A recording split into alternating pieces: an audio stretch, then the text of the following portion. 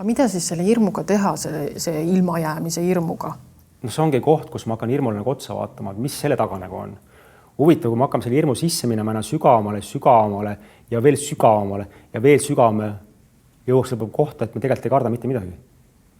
Ja see on ainult illusioon mingisugusest kujutlemast, et siis, kui mul seda enam ei ole, et siis ma olen kokku kukkunud.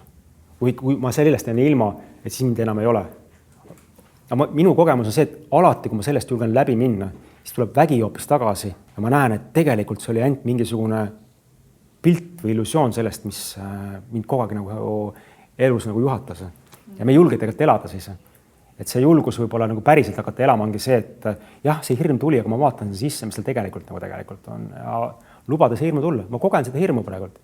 Ma kogen hirmu, et ma jään kõigest ilma ja vaatan, mis see nagu pakub siis. Endiselt tunned, et hingan, veri jookseb ja kõik on tegelikult hästi. Ja see hajub